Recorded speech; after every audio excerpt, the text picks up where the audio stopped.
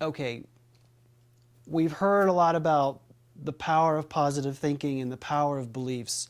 What about the power of words and the power of beliefs? Some people talk about methods to manifest what they want and using the mind to heal. Where do you stand on that? The power of words is incredible. And the power of ideas is even greater in history and social institutions, and certainly in our own individual lives. But I do have a challenge,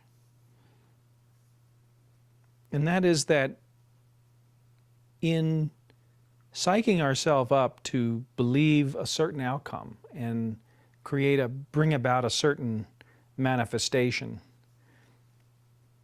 there's just this little shadow over here on the side. It's like, okay, so if we go to a seminar or we read a book or listen to a CD on manifesting our goals, and we start with manifesting a parking space at the mall, or we want to manifest a diamond ring. If we don't reach our goal, if that doesn't come about, we've got a long walk at the mall, nothing lost. Maybe we don't get that diamond ring. But we're talking about life and death here. And so if what we're trying to manifest is a cure, our health, what happens if we just continue to become more ill?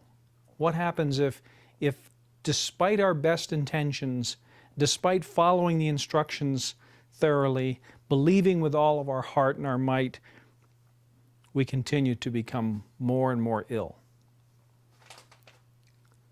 My concern, and I've seen this happen, is that it's very easy to go to a place of, well, I just didn't believe enough.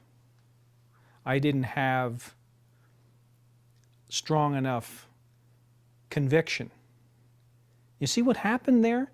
All of a sudden we went from these great and wonderful intentions to self-doubt, even possibly guilt.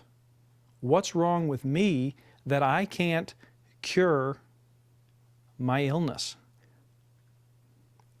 And that's just a hop, skip, and a jump from what did I do in my life that created this illness? What did I do to attract cancer into my life?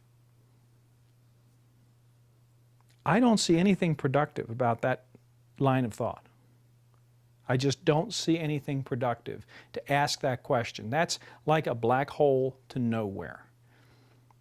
A, you can't answer it. B, the question itself has guilt and shame written all over it.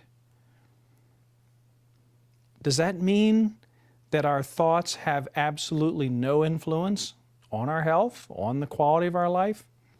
No. Intuitively, I believe they do. I believe that we can have a profound effect on the quality of life and the experience that we have day to day.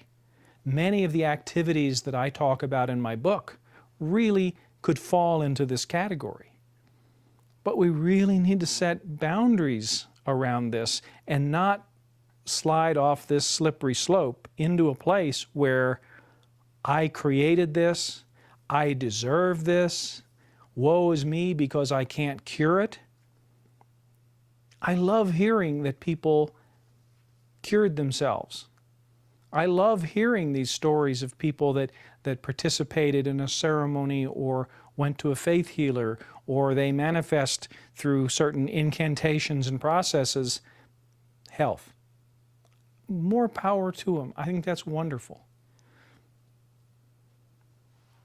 But don't spend 1 minute of your precious life feeling responsible and guilty for what is.